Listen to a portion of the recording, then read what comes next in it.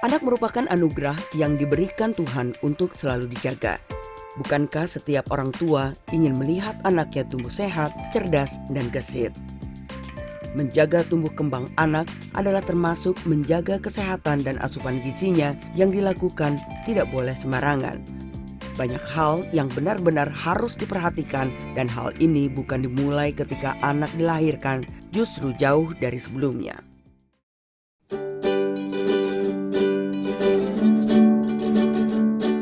Anak sehat dan cerdas adalah dambaan setiap orang tua.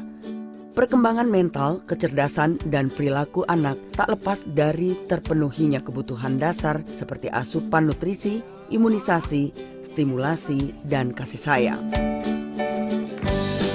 Kebutuhan dasar inilah yang menjadi hak setiap anak yang harus menjadi perhatian khusus di 1000 hari pertama kehidupannya.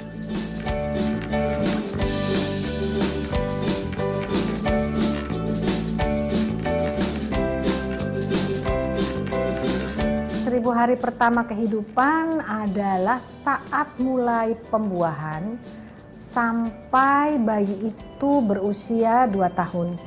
Karena itu adalah masa-masa emas di mana seorang bayi, seorang anak itu bisa menjadi super kid ya. Super kid itu berarti anak yang sangat bagus.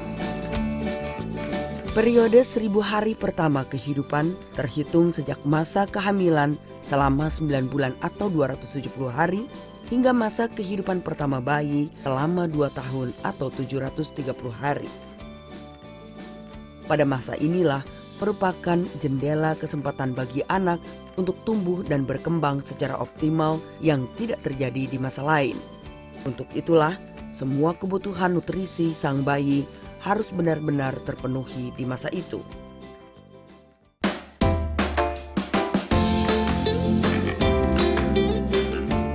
Adalah Desi, seorang dosen yang memiliki balita perempuan bernama Neisha. Ia menyadari betul bahwa asupan nutrisi anak dimulai sejak dalam kandungan. Neisha lahir tanggal 7 Desember 2013, jam 9:05 dengan cara normal. Mau tidak mau ketika sudah ada ketentuan hamil gitu ya, itu minum susu otomatis gitu, minum susu. Sebenarnya katanya susu apapun cocok lah, nggak ada spesifikasi harus susu ibu hamil gitu, tapi ya ikut aja kebanyakan orang lah.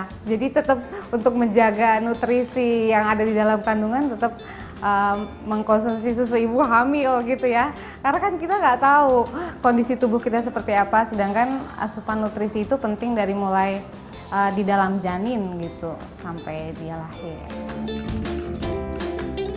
Perhatian penting pertama yang harus dilakukan dalam periode 1000 hari pertama kehidupan anak adalah dimulai pada persiapan sejak merencanakan kehamilan dan pada saat hamil. Nah, setelah itu pada saat kehamilannya, ibu harus rutin kontrol kepada tenaga kesehatan, apakah itu di puskesmas, apakah di bidan praktek swasta, atau bahkan kepada seorang spesialis kandungan. Yang tidak kalah penting, sejak usia kandungan 28 minggu atau sekitar 7 bulan, ibu hamil sudah harus mulai berkonsultasi dengan konselor laktasi. Artinya sudah dipaparkan mengenai cara menyusui, begitu ya. Dan di 36 minggu juga akan diulang lagi manfaat ASI itu apa ya. Nah, kemudian setelah kelahirannya bayi itu harus dilakukan inisiasi menyusu dini. Jadi pada bayi sudah lahir yang penting adalah ASI, vaksinasi, dan makanan pendamping ASI yang baik. 3 itu. Desi telah melalui masa penting pertama dari 1000 hari pertama kehidupan Neisha, sang buah hati. Mulai dari merencanakan kehamilan, saat hamil, ia memiliki status gizi yang baik. Kini adalah masa penting yang kedua yang sedang ia jalani, mulai dari inisiasi menyusu dini dan diteruskan dengan pemberian ASI. Apa yang harus diberikan dok gitu untuk bayi saya? Oke, cukup ASI eksklusif saja dari mulai 0 sampai 6 bulan. Setelah itu baru diberikan MPASI dan MPASI-nya pun bertahap gitu karena saking menjaga ASI eksklusifnya itu.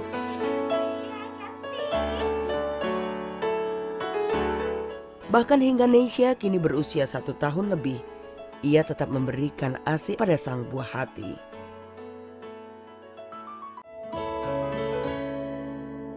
Kandungan gizi yang ada di dalam ASI itu menurut literatur yang saya baca itu lebih baik dibandingkan susu formula yang paling baik gitu. Kandungan DHA-nya, kolinnya, kandungan asam lemaknya gitu, dan untuk daya ingatnya juga lebih bagus dengan menggunakan ASI. Maka dari itu saya memutuskan untuk memberikan ASI selama persediaan ASI yang diberikan Tuhan itu masih tetap ada, itu akan saya berikan.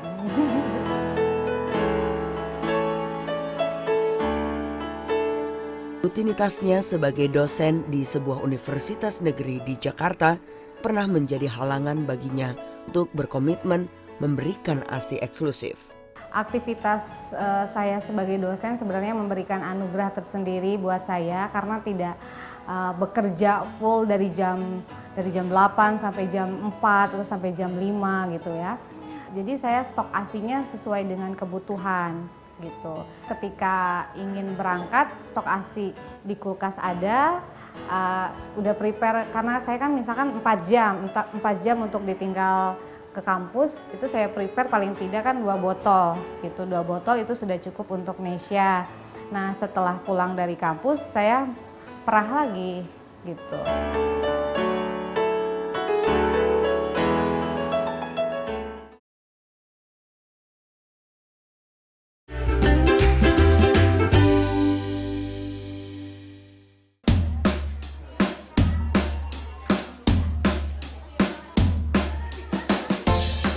Pertumbuhan anak pada periode emas berlangsung secara cepat, yaitu selama tahun pertama dan kedua usia anak.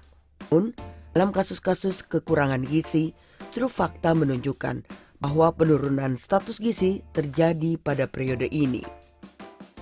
Karena itu, pemenuhan gizi yang optimal selama periode ini sangatlah perlu untuk diperhatikan. Gizi yang diberikan pada bayi bukan hanya melalui makanan yang dikonsumsi si ibu dan yang diberikan pada si bayi, tetapi melalui inisiasi menyusu dini dan pemberian ASI eksklusif. Salah satu cara yang dapat menekan angka kematian bayi di Indonesia.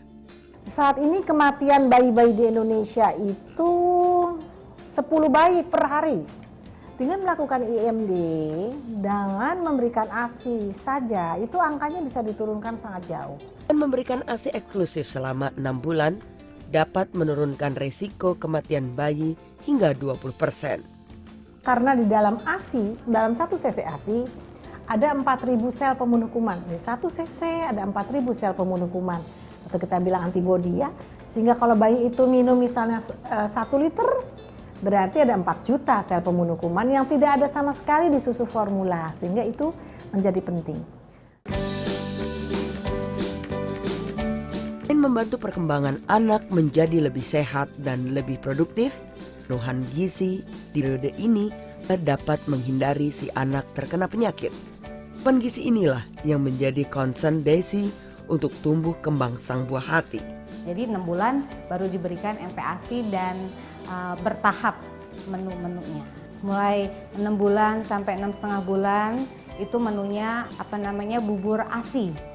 Dinamakannya bubur ASI karena apa? Karena hanya memberikan bubur, setelah bubur matang lalu dicampur ASI dan diberikan ke bayinya. Gitu. Itu saya memberikannya 6 bulan sampai 7 bulan lah untuk yang bubur ASI. Nah, setelah 7 bulan saya baru memberikan tambahan. Ketika dia sudah seminggu misalkan bubur ASI-nya lalu ditambah lagi gitu kan ya. Buah. 1 hari dicoba dulu dia bisa atau tidak dan tidak memaksakan harus 3 kali sehari, cukup sehari. Nanti lama-lama kan 3 kali sehari menu utamanya dan snacknya 2 kali sehari gitu. Jadi buahnya juga dicoba, pertama buah yang saya berikan itu buah pisang gitu. Setelah itu buah pepaya. Nah setelah itu ketika saya memberikan buah yang sifatnya keras kan pir keras ya. Pir keras, terus apel keras, dan itu dikukus dulu, baru di blender. Setelah itu diberikan untuk variasi makanan seperti itu. Nah, ketika 7 bulan baru ditambahkan sayuran. Sayuran itu kan mengandung serat yang tinggi gitu. Sayuran, terus mulai diperkenalkan juga protein hewani seperti ati, terus ikan salmon yang saya berikan. Gizi yang mudah didapat inilah yang sesungguhnya yang menentukan tumbuh kembang anak menjadi optimal. Sebetulnya sangat sepele dengan hal-hal yang murah, sebetulnya tidak harus canggih-canggih. Memberi ASI, kasih tahu tempe telur seperti itu ya. Sayur, kemudian imunisasi yang di puskesmas juga harganya sudah sangat terjangkau begitu. Jadi sebetulnya tidak perlu hal-hal yang memiskinkan orang begitu. Justru kalau diberi yang lain, seperti diberi susu formula, diberi makanan kaleng instan itu justru lebih mahal dan hasilnya tidak baik buat tumbuh kembang. Saja dengan memperhatikan asupan gizi selama periode tumbuh kembang anak, lalu menjaga kondisi lingkungan yang bersih sangat berpengaruh pada kesehatan anak. Kalau bagi saya itu kewajiban saya sebagai suami, saya harus menggantikan popok ketika di pagi hari.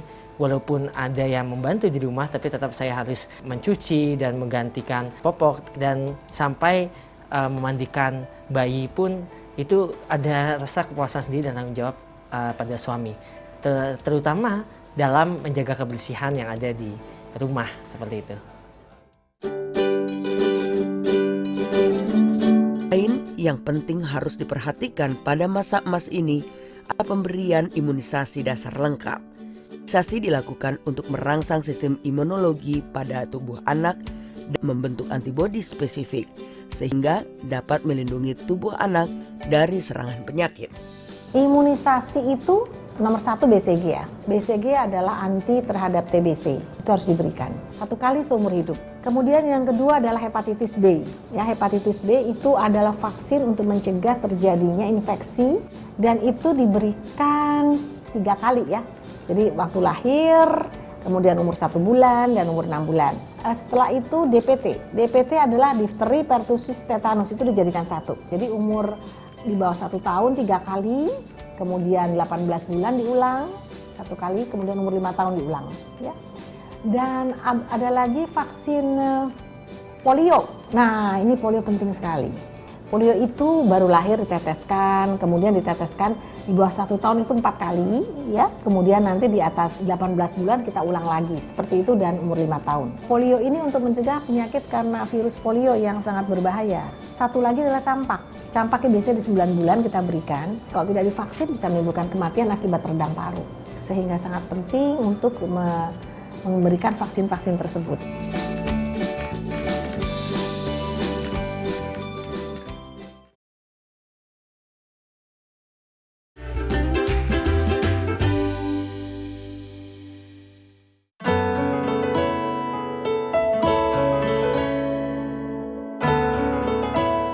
Hari pertama kehidupan mulai diperkenalkan pada 2010 sejak canangkannya gerakan Scaling Up Nutrition di tingkat global.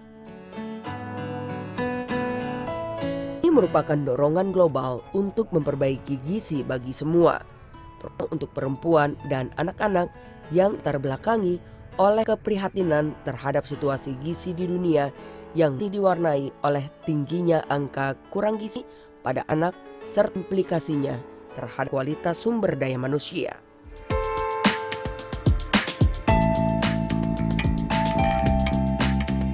Jadi pada tahun 2000 ini ada sekretaris jenderal PBB namanya Ban Ki-moon.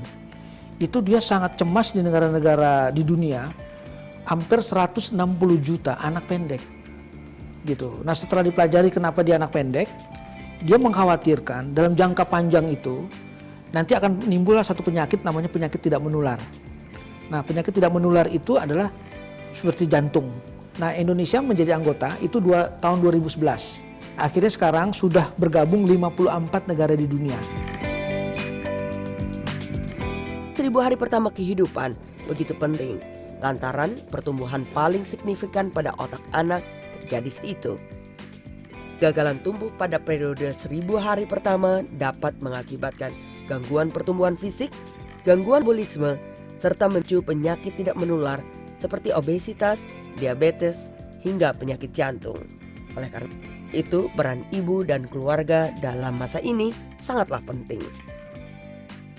Nah, kenapa dikatakan 1000 hari pertama kehidupan? Karena penting sekali seorang ibu hamil untuk mendapatkan anak yang berkualitas. Nah, anak yang berkualitas ini adalah di dalam kandungan ibu. Jadi makanan-makanan konsumsi ibu selama hamil ini sangat penting. Nah, sehingga ibu di dalam kehidupannya harus memperhatikan makanan-makanannya, kesehatan-kesehatannya, dan kunjungan-kunjungan selama kehamilan. Ya. Nah, makanan-makanan yang berguna ini adalah untuk pertumbuhan otak, terutama karena di situ anak dalam kandungannya nanti jangan sampai kekurangan gizi. Dan kalau ditanya seberapa besar, ya tentunya sangat besar sekali. Bahkan saya merelakan bahasanya mungkin saya lebih, kalau bisa karena saya juga dosen dan sebagai pendidik gitu ya, itu lebih sedikit keluar rumah dan lebih banyak ingin ada di dalam rumah bersama keluarga.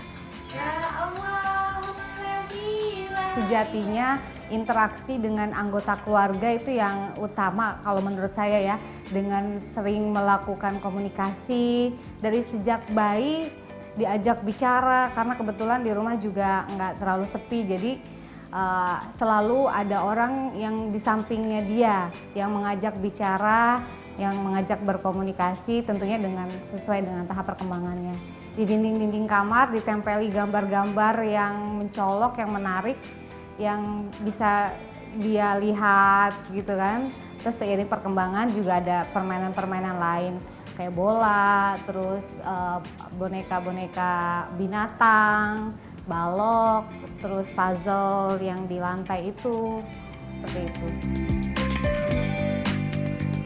Jaga kesehatan dan tumbuh kembang si kecil merupakan tanggung jawab semua orang tua, karena hal itu merupakan salah satu hak anak yang paling mendasar. Perlu dukungan dan kekuatan dari semua pihak agar dapat mewujudkan anak-anak Indonesia yang tumbuh sehat dan berkembang secara optimal. 1000 hari pertama kehidupan ini tidak hanya bisa dilakukan oleh hanya Kementerian Kesehatan, gitu. Di dalam 1000 hari pertama kehidupan itu sebenarnya ada program yang namanya spesifik. Ada yang namanya program namanya sensitif. Nah, kalau spesifik ini sumbangan program kesehatan yang misalnya meningkatkan kesehatan ibu, kesehatan bayi, gizinya segala macam, itu hanya menyumbang 30%, Anggi. Yang 70% itu ada di sensitif. Jadi sebenarnya program pemerintah sekarang itu melalui pendekatan siklus kehidupan. Jadi kalau misalnya dengan promosi gizi seimbang nih, ya kan. Jadi kalau misalnya tadi kita lihat tadi ibu hamil kurang energi kronik, ibu hamil tadi anemia, kurang vitamin C misalnya, itu kan satu metabolisme dalam tubuh.